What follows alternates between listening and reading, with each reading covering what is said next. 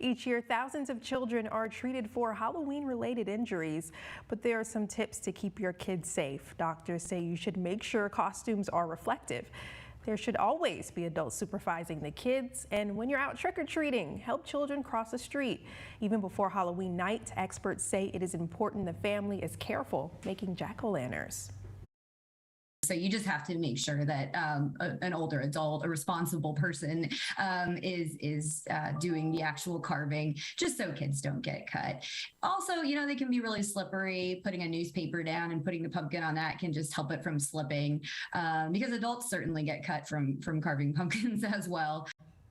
Yeah, the most popular trick-or-treating hours are 5:30 p.m. to 9:30 p.m., so be especially alert for kids during those hours. Well, every year around Halloween, parents are asked to check their kids' trick-or-treat bag for dangerous items and contaminated candy. The latest rumor warns parents about rainbow fentanyl. Here's why you shouldn't freak out.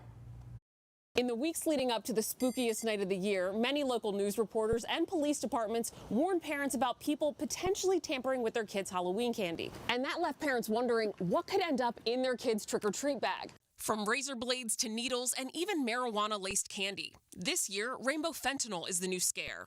But is there any truth to these claims? Let's verify. Are legitimate reports of contaminated Halloween candy common? Our sources include 4 police departments, a criminal justice professor, and the National Confectioners Association. The National Confectioners Association ran a Halloween candy hotline from 1982 to 2012 for police and poison control centers to report contaminated candy in the U.S. In an email to Verify, an NCA spokesperson confirmed they no longer track these reports, but, quote, agree anecdotally that these are typically isolated, rare, false reports and/or hoaxes, unquote.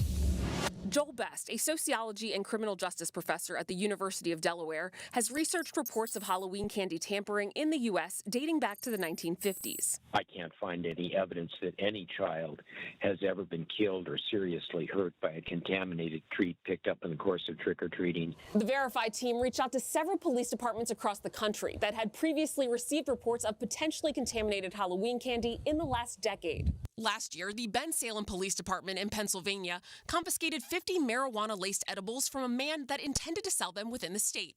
The edibles mimicked popular snack brands. According to Frederick Herron, director of public safety for the Ben Salem Police Department, the incident was not connected to Halloween and confirmed his department hasn't received any reports of contaminated candy being given to children in the past. In 2015, police in Winchester, Indiana, received reports about a razor blade found in a candy bar. That same year, needles were reportedly found in Halloween candy in Blackwood, New Jersey. According to local police, both reports were determined to be hoaxes. There are some legitimate claims out there. According to the Waterbury Police Department in Connecticut, back in 2019, a man was arrested after parents found razor blades at the bottom of their kids' trick-or-treat bags. Police confirmed the children were not injured or hurt. Waterbury PD says it is not aware of any incidents prior or since that incident occurred. So we can verify that no, legitimate reports of contaminated Halloween candy are not common. According to the National Safety Council, it's cars, not candy, that pose the biggest threat to kids on Halloween.